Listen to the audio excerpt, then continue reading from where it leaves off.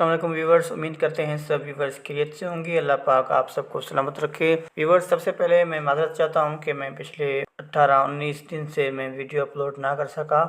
आज हम subject English exercise number 3 solve करेंगे क्लास 8 की।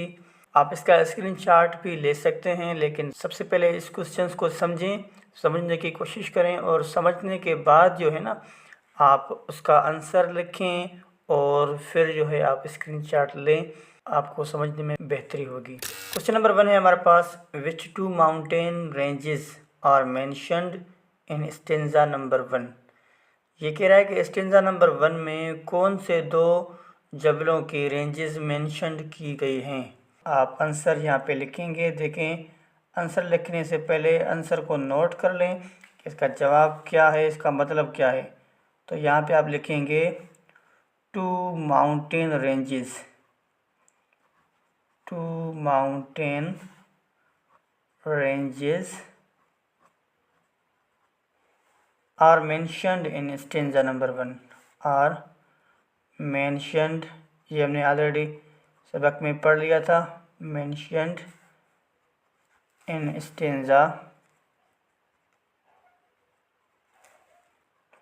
स्टेंजा नंबर 1 कौन सी? एक थी हमारी कराकरम एंड दूसरी जो थी वो थी हमारी हिंदूकश।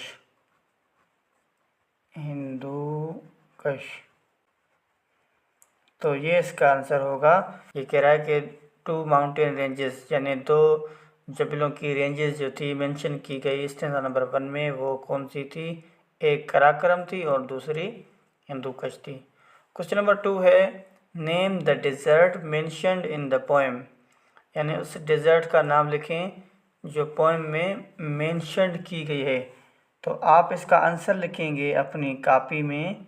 द डेजर्ट आप लिखेंगे, द डेजर्ट मेंशन्ड, यहाँ पे आप मेंशन्ड लिखेंगे। द डेजर्ट मेंशन्ड, देखें जैसा सवाल होगा उसी तरह आप जवाब बनाएंगे। इन the poem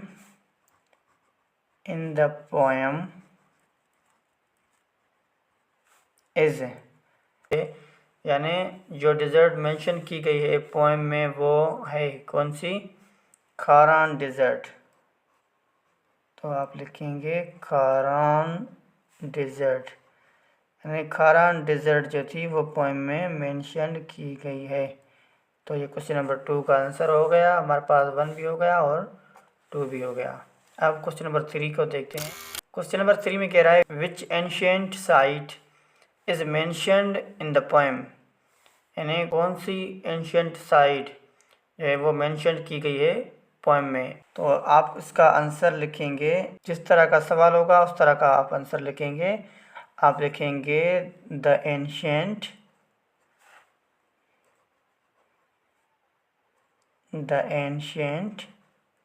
site,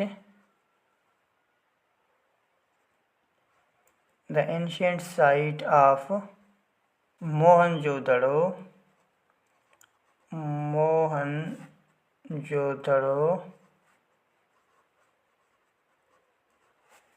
as mentioned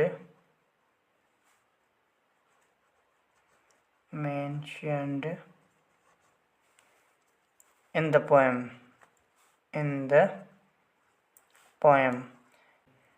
तो यहाँ पे फुल स्टॉप आएगा, क्वेश्चन मार्क नहीं आएगी। ठीक है। और क्वेश्चन नंबर 4 है हमारे पास, how many qualities of the people of Pakistan are mentioned in the poem, list them.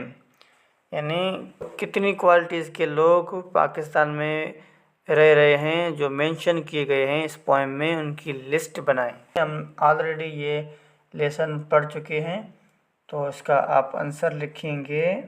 Answer में लिखेंगे तो वार्म एंड ब्रेव पीपल थे। एक तो वार्म, याद रहे यहाँ पे आर साइलेंट होता है, ऐसे वार्म पढ़ते हैं, वार्म एंड ब्रेव पीपल, एक तो ये थे। और उसके बाद आप लिखेंगे फियरलेस पीपल, फियरलेस कहते हैं बेखौफ लोगों को, ठीक है, फियरलेस पीपल, इस किस्म के लोग भी थे पोएम में। और उसके बाद सिंपल नेचर पीपल, सादगी पसंद करने वाले लोग, तो यहाँ पे सिंपल नेचर पीपल थे। और उसके बाद अल्लाह आपको नेकी दे थे sincere and resourceful person, sincere and resourceful people are the qualities, यहाँ पे लिखेंगे ये क्वालिटीज़ थी सभी उनमें, आर द क्वालिटीज़ यानी ये क्वालिटी मौजूद थी, are the qualities of the people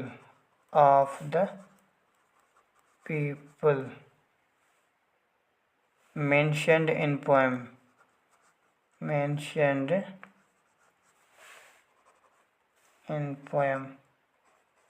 ठीक है।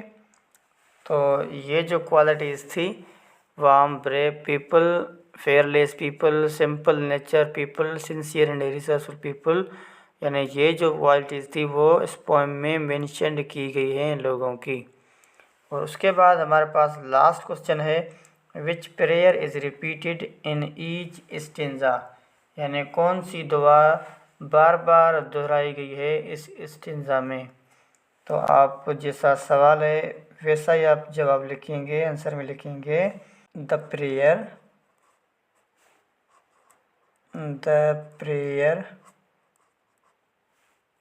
Which is repeated in each stanza,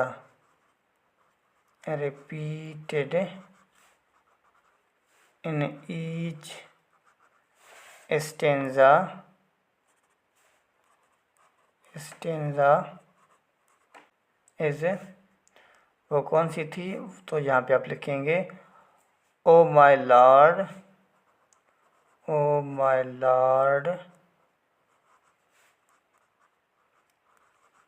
keep them